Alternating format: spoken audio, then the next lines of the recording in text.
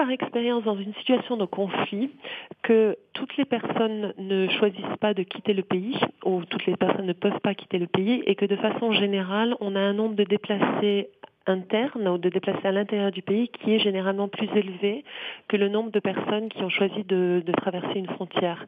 Donc dans le cas actuel de la Syrie, donc avec une estimation d'1,5 million de personnes déplacées à l'intérieur du pays, on est sur une approximation d'environ 10 fois le nombre de réfugiés, donc de personnes qui ont choisi de traverser une frontière. Vous parlez de crise de déplacement interne. Notre estimation provient principalement de chiffres ou d'estimations du Croissant Rouge syrien, qui est la seule organisation humanitaire à pouvoir opérer avec ces populations, en tout cas une partie de ces populations.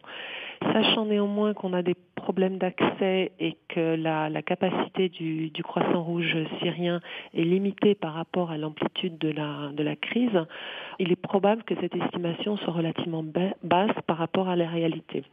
Mais sur la base de cette estimation, on arrive à une personne sur 15 au total de la population syrienne qui est déplacée.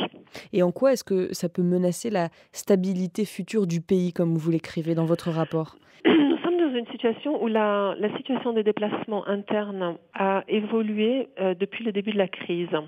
Pendant la première période, jusqu'à peu près en mars 2012, on était dans une situation où les déplacements étaient relativement limités. Ils n'étaient pas toujours durables.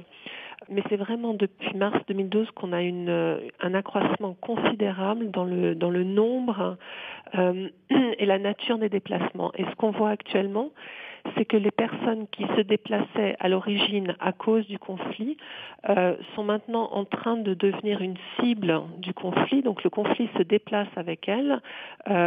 Elles deviennent un enjeu du conflit et on a véritablement un effet boule de neige, c'est-à-dire le déplacement entraîne le conflit entraîne le déplacement et on a des personnes qui sont déplacées sur plusieurs fois et des populations qui étaient initialement des populations hautes, donc qui recevaient ces personnes déplacées, qui se trouvent elles aussi déplacées puisque le conflit suit les personnes déplacées.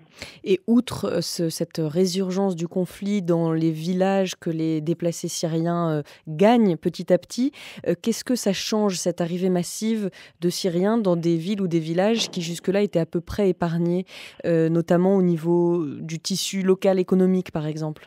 On a une situation économique en Syrie qui est très, très difficile pour tout le monde, avec des prix qui ont grimpé très très haut, avec une perte de pouvoir d'achat de la livre syrienne qui a diminué considérablement. Elle a perdu 70% de sa valeur. Tout à fait.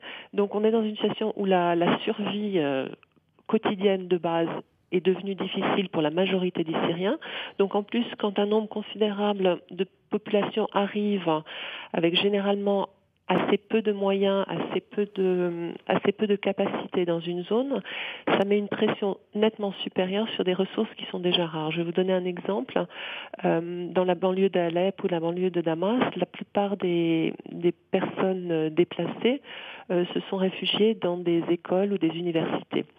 Ce qui visiblement n'est pas une situation durable, aussi bien pour elles, parce que ça pose des problèmes d'hygiène, de sanitation médicale énorme, mais en plus, que se passe-t-il lors de la rentrée scolaire et où vont les enfants de toute la communauté?